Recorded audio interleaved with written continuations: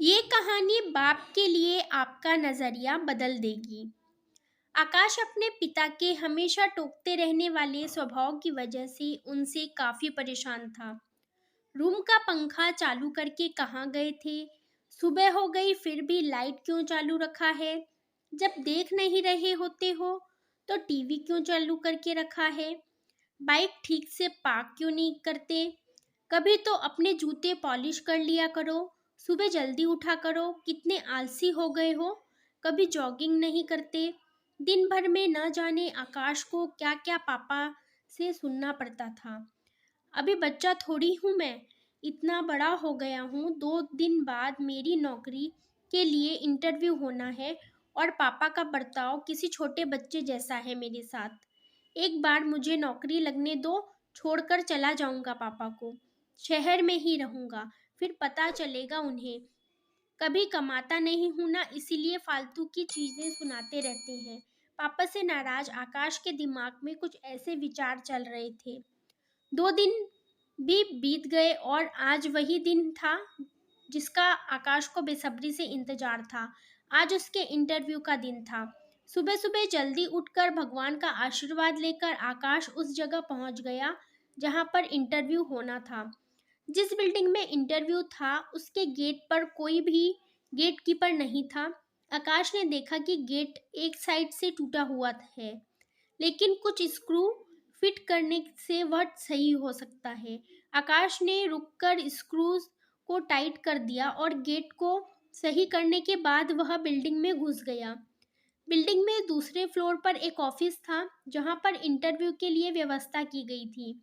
जैसे ही आकाश उस फ्लोर पर पहुंचा तो उसने देखा कि ऑफिस के बाहर लोगों ने इधर उधर जूते और चप्पल निकाल रखे थे, जबकि वहां पर जूते चप्पल रखने के लिए स्टैंड रखा हुआ था। यह देखकर आकाश को अचानक अपने पापा की याद आ गई, जो उसे भी अक्सर अपने जूते चप्पल रखने को लेकर हमेशा टोकते रहते थे। आकाश से रहा नहीं गया और उसने बेमन से ही लेकिन उन सभी जूते और चप्पलों को स्टैंड पर अच्छे से रख दिया।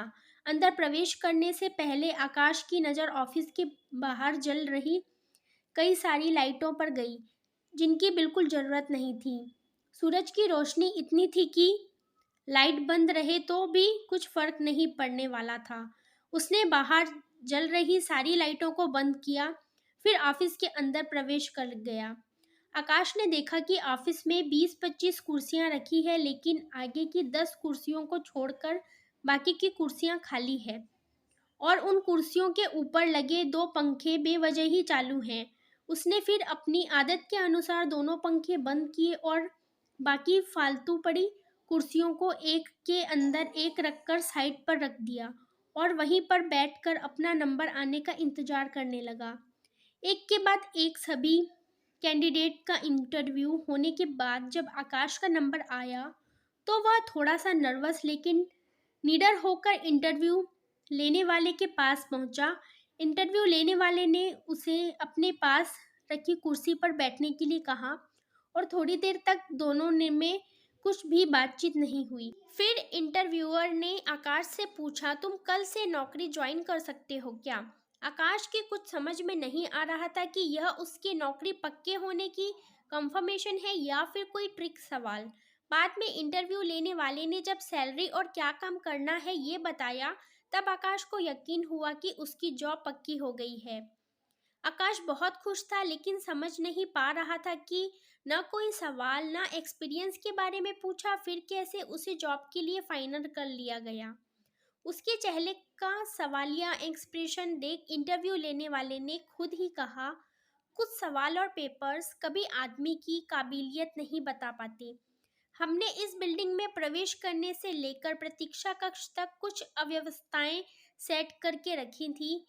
वही आप सभी के लिए परीक्षा थी।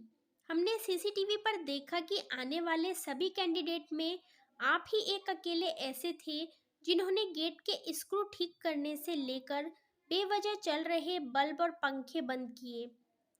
ऐसा करके आपने अपना चीज़ों को यूटिलाइज करना और बचत और तथा रिएक्शन कम करने जैसे गुण दिखाए।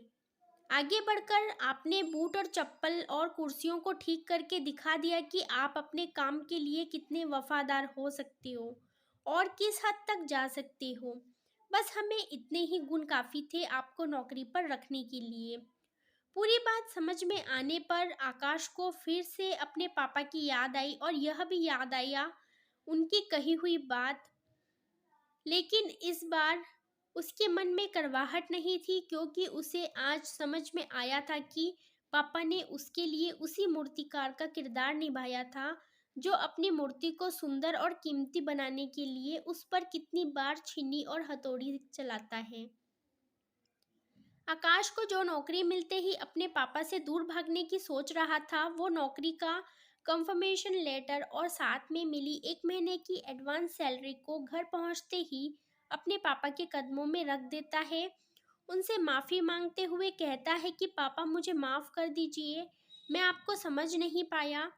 अपने बेटे के लिए आंखों में खुशी और गर्व के आंसुओं के साथ पापा आकाश को गले से लगा लेते हैं और सिर पर प्यार से हाथ फेरते हुए उसे आशीर्वाद देते हैं। दोस्तों, जब भी आपके पेरेंट्स आपको कुछ कहें तो उनके पीछे का कारण ज़रूर जानने की कोशिश करना। कभी डांटे या टोके तो उसके पीछे के सद्भाव को समझने की कोशिश करना। एक बार आप अपने लिए गलत सोच सकते हैं, मगर आपके पेरेंट्स नहीं।